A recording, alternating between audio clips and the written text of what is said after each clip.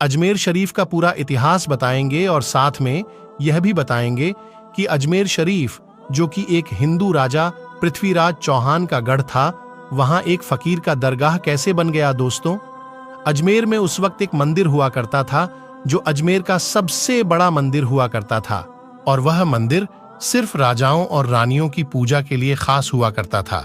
मंदिर के साथ ही एक तालाब था जिसका नाम अना सागर था। हिंदू उस तालाब के पानी को बहुत ही बरकत वाला, पवित्र समझते थे। उनका मानना था कि जो इस तालाब में नहा ले उसके सारे पाप धुल जाते हैं। उस मंदिर में रात को इतने ज्यादा दिए जलाए जाते थे कि सिर्फ एक ही रात 3.5 मन तेल उन दियों में इस्तेमाल होता था। आसपास के गांव देहात मंदिर के नाम थे और इन देहातों की आमदनी मंदिर पर खर्च हुआ करती थी। मंदिर में हजारों नौकर थे जिनका काम आने वाले लोगों की सेवा और देखरेख करना था, और वह बताया करते थे कि कौन सा भगवान बेटे देता है और कौन सा देवता सेहत और तंदुरुस्ती देता है और किस मूर्ति की पूजा करने से दौलत बढ़ती है। ख्वाजा गरीब नवाज रहमतुल्लाह अल वहां आए और अना सागर की कुछ दूरी पर चटाई बिछाकर अपने मुरीद के साथ बैठ गए। असर का वक्त था, लिहाजा आप ख्वाजा साहब ने हजरत कुतुबुद्दीन रहमतुल्लाह अलैह से अजान देने को कहा। कुफर शिर्क से भरे अजमेर में अल्लाह के एक होने और हजरत मोहम्मद सल्लल्लाहु ताला अलैहि वसल्लम के रसूल होने का यह पहला ऐलान था। वहां रहने वाले लोग इस्लाम के बारे में कुछ भी नहीं जानते थे। चुनांचे अजान की आवाज सुनकर वह हैरान हुए और अपने घरों से निकलकर सब ख्वाजा गरीब नवाज और उनके मुरीद को देखने लगे, और अना सागर के पास भीड़ लग गई। ख्वाजा गरीब नवाज और उनके मुरीद ने अना सागर के पानी से वजू किया और नमाज पढ़ना शुरू कर दिया। सब हिंदू हैरान रह गए। वह सोच रहे थे कि सब भगवान तो मंदिर के अंदर है, तो ये लोग खड़े होकर कौन से भगवान के आग झुक रहे हैं। शाम हुई तो राजा के ऊंट जो दिन में चरने के लिए गए थे अपने चरवाहों के साथ वापस आने लगे। इत्तेफाक की बात थी कि जहां हजरत ख्वाजा गरीब नवाज बैठे थे वह जगह राजा के ऊंटों के बैठने की जगह थी। चरवाहों ने बाबा साहब से कहा कि ओ बाबा साहेब, यहां से उठिए, क्योंकि यह जगह राजा के ऊंटों के बैठने की जगह है। ख्वाजा मोइनुद्दीन साहब ने फरमाया, इतना मैदान खाली पड़ा है, ऊंट तो कहीं भी बैठ जाएंगे, क्यों बेवजह हमें तंग करते हो। वह लोग नहीं माने और मुसल्ला उठाकर इधर उधर करने लगे और ख्वाजा साहब से बदतमीजी करने लगे, और उन लोगों ने आखिरकार बहुत बदतमीजी से कहा कि यह राजा के ऊंटों के बैठने की जगह है और इधर राजा के ऊंट ही बैठेंगे, तुम लोग कहीं और अपना मुसल्ला बिछा लो। आखिरकार आप ख्वाजा साहब ने उठते हुए हजरत कुतुबुद्दीन से फरमाया, उठो कुतुबुद्दीन, ये कह रहे हैं कि ये ऊंटों के बैठने की जगह है, तो चलो मैं कहता हूं अब यहां सिर्फ ऊंट ही बैठेंगे। यह कहकर आप ख्वाजा साहब अपने साथियों समेत वहां से उठ गए, और अगली सुबह जब ऊंटों को चराने के लिए ले जाने का वक्त आया और चरवाहों ने ऊंटों को उठाना चाहा तो उन्हें पता चला कि ऊंट उठ ही नहीं पा रहे हैं। उन्होंने ऊंटों को मार मार कर जबरदस्ती उठाना चाहा, लेकिन वह बैठे ही रहे। चरवाहे परेशान हो गए कि जो ऊंट उनके एक इशारे पर उठ खड़े होते थे आज क्यों नहीं उठ रहे हैं। आखिरकार उन्हें याद आया कि कल उस बाबा ने कहा था कि चलो अब यहां ऊंट ही बैठे रहेंगे। लोग जमा होने शुरू हो गए। कोई कह रहा था कि फकीर कोई बड़ा जादूगर है, किसी का मानना था कि वह कोई भगवान का नया अवतार है। बात राजा पृथ्वीराज चौहान तक जा पहुंची कि एक मुसाफिर फकीर ने राजा के ऊंटों पर जादू कर दिया है। राजा ने हजरत ख्वाजा मोइनुद्दीन चिश्ती को खबर भेजा कि तुम कैसे फकीर हो जो बेजुबानों को बांध रखा है, ये बेचारे भूख और प्यास से मर जाएंगे, इसलिए मेहरबानी करके अपना जादू वापस ले लो। ख्वाजा साहब ने फरमाया, हम मुसलमान हैं और मुसलमान बद्दुआ नहीं करते और ना जादू करते हैं। ऊंट जिसके हुक्म से बैठे थे उसी के हुक्म से खड़े हो जाएंगे। अब जो जाकर चरवाहों ने ऊंटों को उठाया तो पहली बार में खड़े हो गए। गैर मुस्लिमों की दिलचस्पी इन मुसाफिरों में बढ़ने लगी। अब 5 वक्त की अजान होती और नमाज अदा की जाती। आखिरकार राजा तक यह बात पहुंच गई और उसको शिकायत की गई कि राजा साहब जो फकीर आए हुए हैं सब के सब मुसलमान हैं। 5 वक्त अजान देते हैं और हमारे पवित्र तालाब में हाथ मुंह धोकर गंदा करते हैं, हमारे धर्म के खिलाफ बातें भी करते हैं और कहते हैं कि यह मूर्तियां पूजने के लायक नहीं, ये तो सिर्फ एक पत्थर है, इसलिए इन्हें यहां से उठा लिया जाए। राजा पृथ्वीराज चौहान ने फकीरों को खबर भिजवाया कि तुम लोग गोश्त खाते हो, हमारे धर्म के खिलाफ बोलते हो और तो और हमारे पवित्र तालाब को अपने हाथ मुंह धोकर गंद करते हो, जो हम कतई बर्दाश्त नहीं कर सकते, इसलिए तुम्हारे लिए अच्छा होगा कि तुम यहां से चले जाओ। ख्वाजा साहब ने फरमाया, और भी तो दुनिया आती है, सिर्फ हमारे ही पानी लेने से आखिर क्या फर्क पड़ जाएगा। राजा कहने लगा, वह सब हमारे धर्म और हमारे मजहब के लोग हैं और तुम दूसरे धर्म के हो। आइंदा तुम लोगों ने तालाब को नापाक किया तो हम तुम लोगों पर सख्त कार्रवाई करेंगे। ख्वाजा साहब ने हजरत कुतुबुद्दीन रहमतुल्लाह अलैह से फरमाया, कुतुबुद्दीन शायद यह लोग आइंदा हमारे पानी लेने पर कोई परेशानी खड़ी करेंगे, जाओ एक मश्क पानी ले आओ। हजरत ख्वाजा कुतुबुद्दीन बख्तियार काकी ने फरमाया, चलिए हम अपना प्याला भर लेते हैं।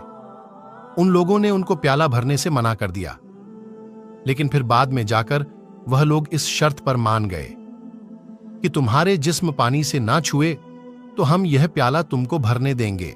मेरे दोस्तों, हजरत ख्वाजा कुतुबुद्दीन रहमतुल्लाह अलैह तालाब की पर जा बैठे और अपने प्याले को पानी में डुबो दिया। जब वह प्याला भर गया तो हजरत ख्वाजा कुतुबुद्दीन रहमतुल्लाह अलैह ने वह प्याला ऊपर खींच लिया। लेकिन फिर क्या था, जब वह प्याला पानी से बाहर आया, अना सागर का सारा पानी सूख गया और अना सागर की तह में सूखी रेत उड़ने लगी, मानो ऐसा मालूम हो रहा था कि अना सागर उस छोटे से प्याले में समा गया है। अना सागर को सूखना था कि पूरे अजमेर में कोहराम मच गया, मोहल्ले में चीख पुकार और आहों की आवाजें शुरू हो गईं।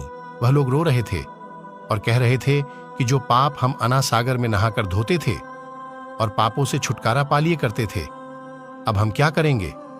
अब हम पापों का बोझ कहां लिए फिरेंगे? सारे इलाके में यह खबर फैल गई कि मुसाफिर फकीर ने जादू के जोड़ पर अना सागर को सुखा दिया है। दोस्तों, जानते हैं आगे क्या होता है? आगे हुआ ये कि राजा पृथ्वीराज चौहान अना सागर के सूख जाने की वजह से बहुत परेशान हुआ। उसने वजीरों को बुलाया, सबसे यही कहा कि फकीर या तो कोई जादूगर है या फिर वाकई कोई पहुंचा हुआ फकीर है। साथ ही उनकी परेशानी बढ़ गई कि अजमेर की रौनक तो थी अना सागर के दम से, इसकी वजह से लोग दूर दूर से अजमेर आते थे और अपना ईमान ताजा करके लौट जाया करते थे। अना सागर के सूख जाने से हिंदू धर्म को सख्त धक्का लगेगा और यह बड़ी शर्मनाक बात थी। आखिरकार यह कहा गया कि फकीर से बात की जाए कि आखिर वह फकीर चाहता क्या है। अगर वह कोई ऐसी बात चाहता है जो हमें पसंद आए तो फिर हम उसकी बात मान लेते हैं और उससे माफी मांग लेते हैं। चुनांचे सब मर्द, औरतें और बच्चे जाकर फकीर की मन्नत करने लगे कि लोगों को इस परेशानी से छुटकारा दिला के मेहरबानी कीजिए, हम सबसे जो गलती हुई है उसे माफ कर दो। हम अपने पापों का बोझ लेकर कहां जाएंगे और कैसे सुकून पाएंगे, क्योंकि हम लोग उसी तालाब में अपने पापों का बोझ धो लिया करते थे। यह तरीका ज्यादा आसान था, लिहाजा तमाम लोग बाबा साहब रहमतुल्लाह अलैह के पास आए और बोले, बाबा तुम भी वजू कर लिया करना, लेकिन भगवान के वास्ते हमारा अना सागर हमें लौटा दो। हजरत ख्वाजा गरीब नवाज रहमतुल्लाह अलैह ने हजरत कुतुबुद्दीन बख्तियार काकी से फरमाया कि जाओ उसी प्याले को वापस तालाब में डाल आओ। जैसे ही वह प्याला तालाब में डाला गया, अना सागर के नीचे सारा पानी उछल उछल कर अना सागर में आ गया। इस पानी ने कई दिलों को धो डाला। हिंदू कौम के इतिहास की किताबों में भी हिंदू इतिहास के लिखने वाले इस बात को मानते हैं कि उस शाम 32,000 गैर मुस्लिम कलमा पढ़कर मुसलमान हो गए। उन गैर मुस्लिमों के मुसलमान हो जाने से हिंदू पंडितों और आम हिंदुओं पर भी गुस्से का तूफान खड़ा हो गया और वह सोच में पड़ गए कि फकीर अगर कुछ दिन और रहा तो देवी देवताओं का नाम लेने वाला कोई नहीं रहेगा। लिहाजा लोगों ने राजा को मजबूर किया कि जल्द से जल्द कुछ किया जाए। राजा ने मंदिर के बड़े पंडित रामदेव को बुलाया और उसे बाबा साहब से मुकाबला रखकर जल्द से जल्द उन्हें हराने और अजमेर से बाहर निकाल देने का हुक्म दे दिया। रामदेव अपने वक्त का माना हुआ पंडित था, जिसके इल्म की काबिलियत की दूर दूर तक धूम मची हुई थी। दरअसल पंडित शैतानी और जादुई ताकतों का मालिक था। उसने राजा पृथ्वी को यह यकीन दिलाया कि जल्द ही राजा कोई अच्छी खबर सुनेगा। रामदेव बाबा ख्वाजा साहब रहमतुल्लाह अलैह के पास आया और उल्टे सीधे सवालात करना शुरू कर दिया। हजरत ख्वाजा गरीब नवाज ने फरमाया, खामोशी जरूरी है, इसलिए हजरत ख्वाजा रहमतुल्लाह अलैह खामोश रहे। जब रामदेव ने हद से बढ़कर शोर मचाना शुरू कर दिया तो हजरत ख्वाजा गरीब नवाज ने उसकी तरफ आंख उठाई और मुस्कुराकर फरमाया, रामदेव, तू शोर मचा रहा है और मैं तेरे माथे पर ईमान का नूर चमकता हुआ देख रहा हूं। बस इतना कहना था, न जाने क्या करिश्मा हुआ। देखते ही देखते बाबा रामदेव कदमों पर गिरा और रोते हुए बोला, बाबा साहब, जिस धर्म के आप हो उस धर्म में मुझे भी शामिल कर लो। सब लोग जो मुकाबला देखने आए थे सब हैरान हुए और बाबा रामदेव जो बाबा को हराने आया था खुद ही मुसलमान हो गया। इतिहास की किताबें भरी पड़ी हैं कि हजरत ख्वाजा गरीब नवाज वह इकलौते बुजुर्ग हैं जिन्होंने 90 लाख गैर मुस्लिमों को मुसलमान किया। सदियां बीत गईं, लेकिन आज भी ख्वाजा गरीब नवाज का डंका वैसे ही बज रहा है। सुभान अल्लाह। दोस्तों, वीडियो अच्छी लगी तो लाइक और सब्सक्राइब कर दीजिए और अपना बहुत ख्याल रखिएगा। अल्लाह हाफिज।